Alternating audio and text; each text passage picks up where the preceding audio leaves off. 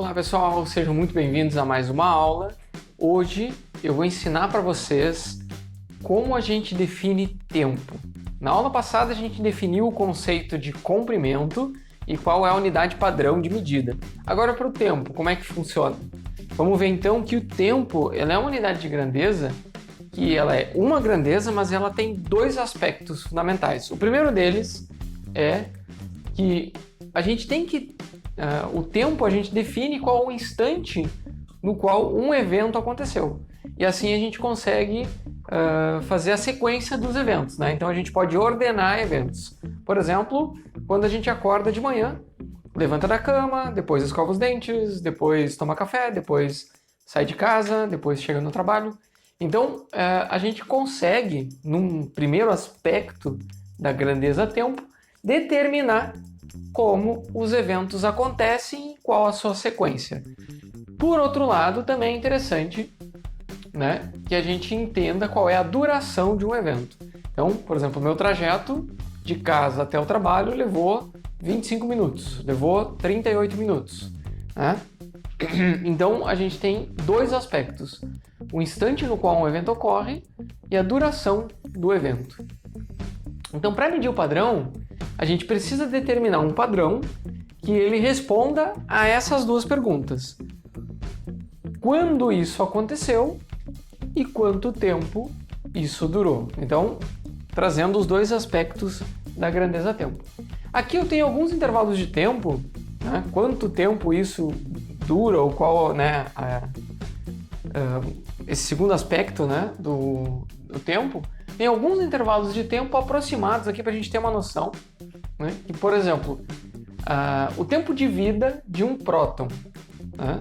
A gente tem algumas partículas que não duram muito tempo, outras duram muito tempo. O próton é uma partícula extremamente estável e a predição teórica para o tempo de vida dele, porque ele vai ser estável, é de 3 vezes 10 na 40 segundos.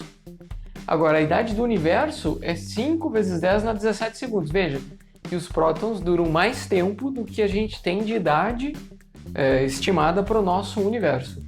As pirâmides de Quéops, lá no Egito, elas têm um tempo de 1 vezes 10 na 11 segundos, né? Essa é a idade delas. A expectativa de vida de um ser humano, 2 vezes 10 na 9 segundos. A duração de um dia, né? 24 horas, mas em segundos seria 9 vezes 10 na 4 segundos. O intervalo entre duas batidas de um coração, 8 vezes 10 na menos 1 segundo. Aqui é a primeira vez que a gente começa com exemplos de tempo que são menores do que o segundo, então são frações. Né?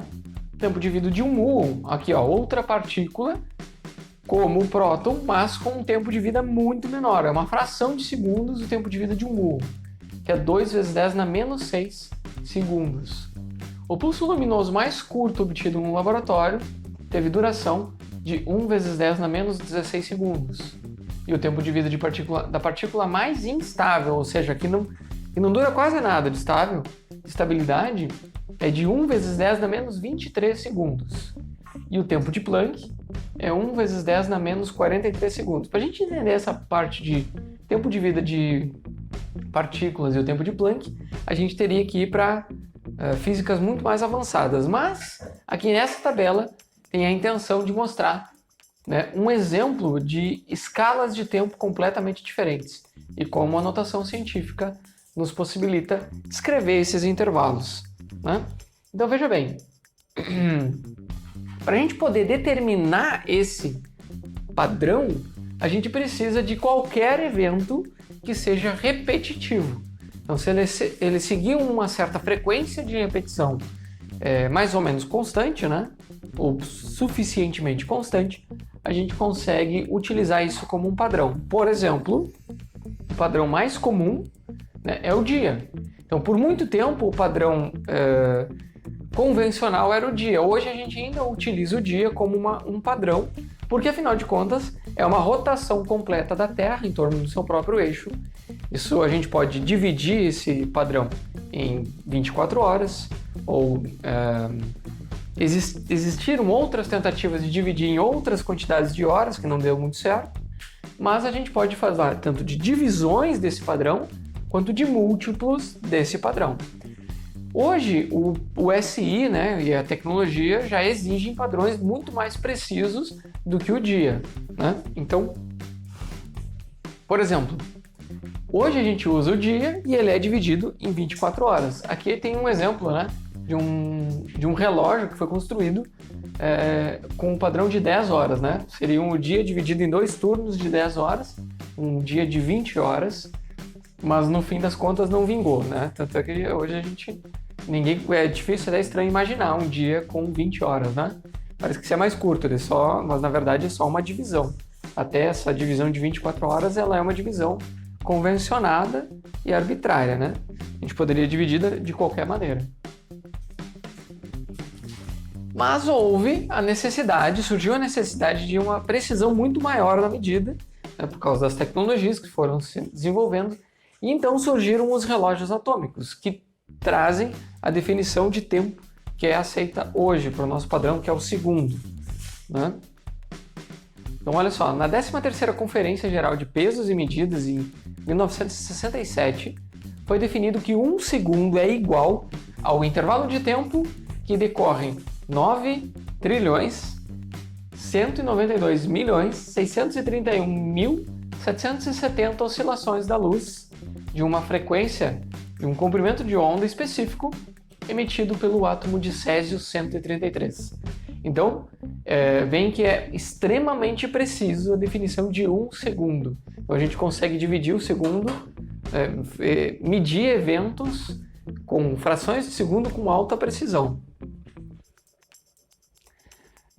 Eles são extremamente estáveis e precisos. Para vocês terem uma ideia, estima-se que se a gente pegar 2 relógios convencionais e acertar eles, né, alinhar eles no mesmo tempo, né, e largar o tempo correr, em alguns dias, às vezes algumas horas, alguns dias, eles vão ter diferença de alguns segundos, porque eles não são muito precisos. Para o dia a dia, os relógios comuns são suficientes, mas para experimentos a gente sabe que dependendo da precisão do experimento, pode ser que não seja suficiente. Os relógios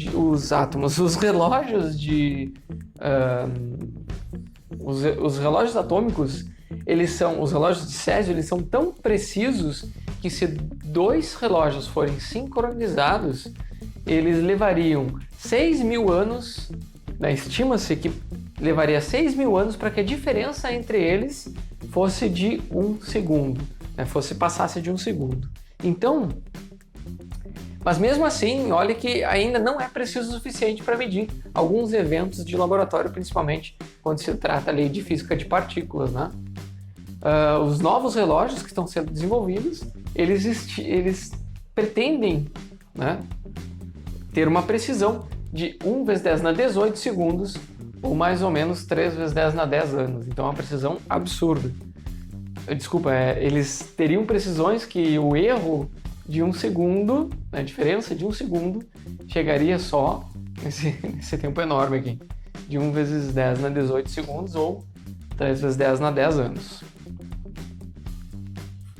Para vocês terem uma ideia, já com os relógios atômicos que a gente tem, foi possível determinar algumas variações no tempo de um dia.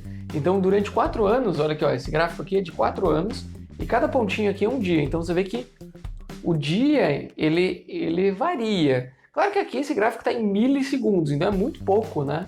A variação de um dia para o outro. Está na ordem de 2 a 3 milissegundos. Mas a gente vê que ele varia. Então, para experimentos de maior precisão, divisões de um dia podem não ser uma boa métrica para a gente, um bom padrão, uma boa métrica para determinar o tempo. Agora, para a próxima aula, então de tempo era isso que a gente ia falar. Na próxima aula eu vou apresentar para vocês o padrão de massa, né? Então, vejo vocês na próxima aula. Lembrando que aqui a gente está falando de ciência, então tudo que a gente está falando aqui é comprovado e verdadeiro, né? Se vocês ainda não se inscreveram no canal do YouTube, se inscreve agora. Vai lá, já curte o vídeo, avalia se você gostou ou não da aula e espero vocês na próxima. Um forte abraço e até mais!